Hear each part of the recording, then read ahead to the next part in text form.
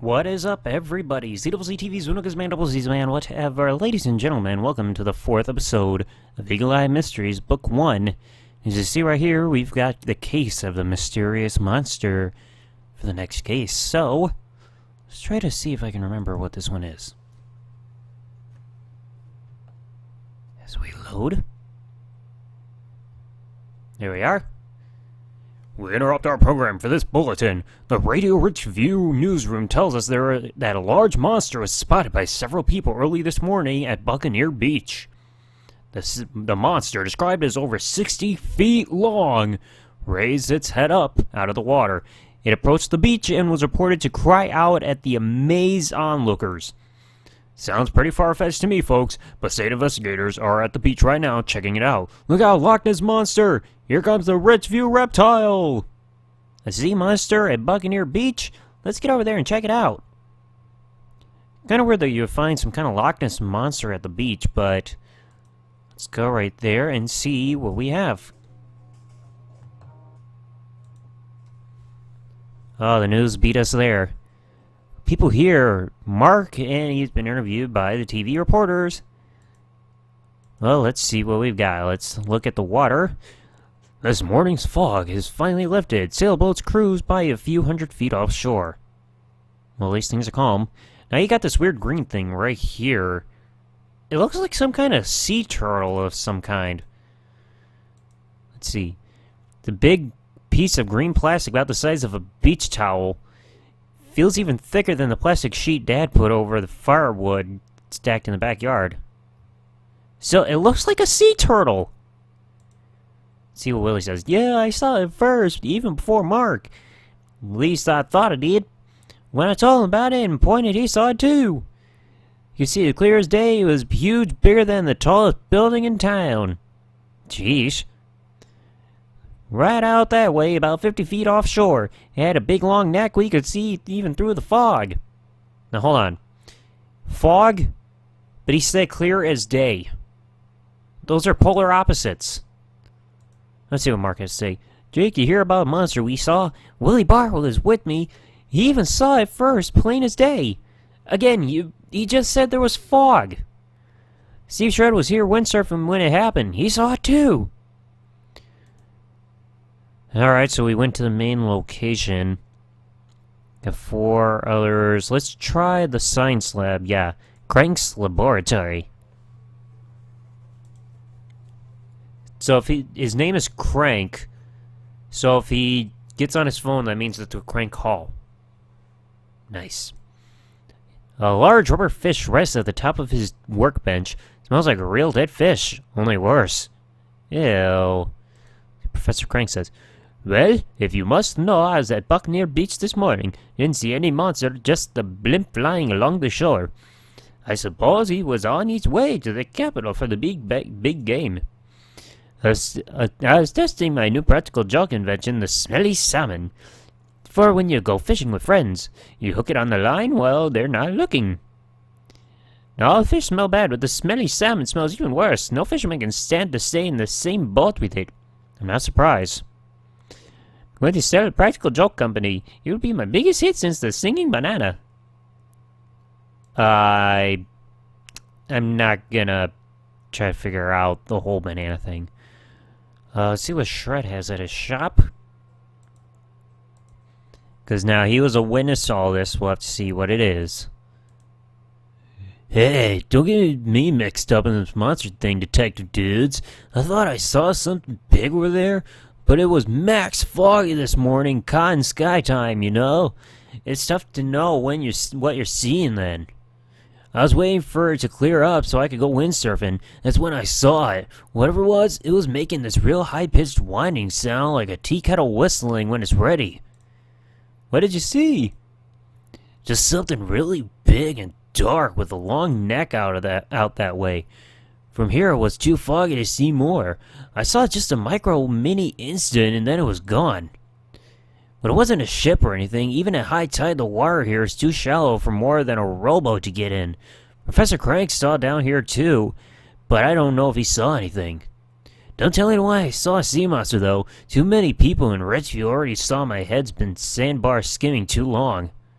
Or say whatever. Alright.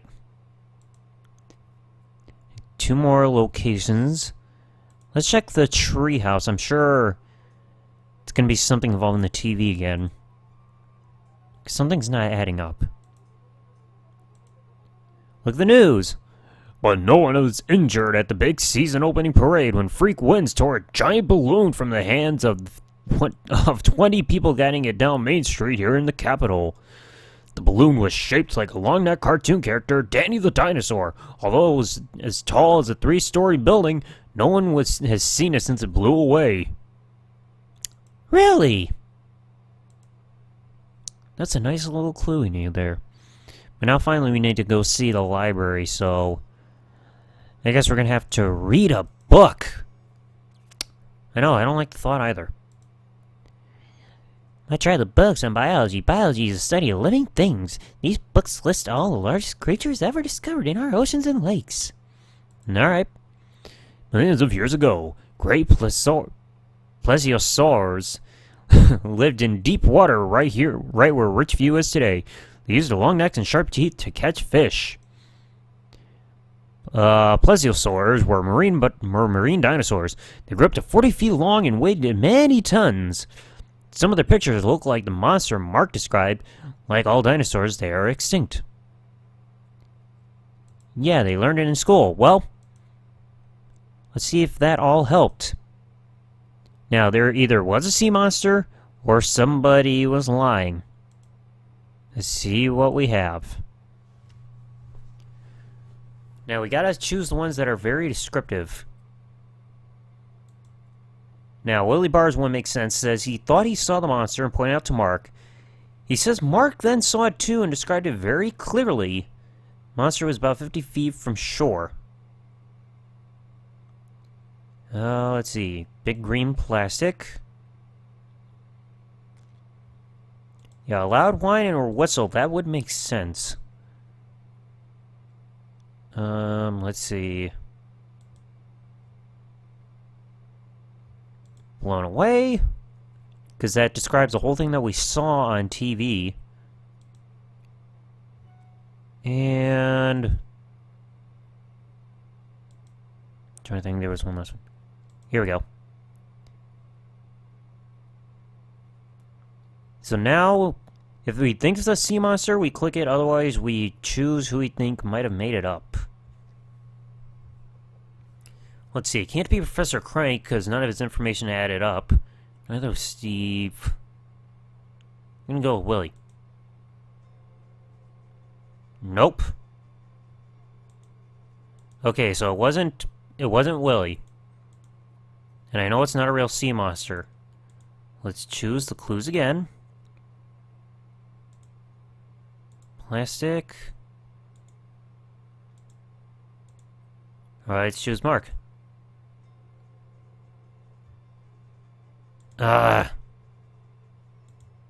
Jeesh. So it's not Mark and it's not Willie. Sea monster, Willie. So let's choose Steve. Go. So it wasn't Steve either. Then I keep re-choosing the clues, dude.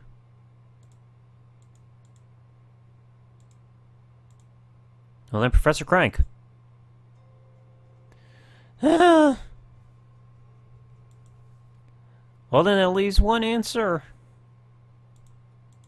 But it says you choose that if you think there was a real monster, and there obviously wasn't.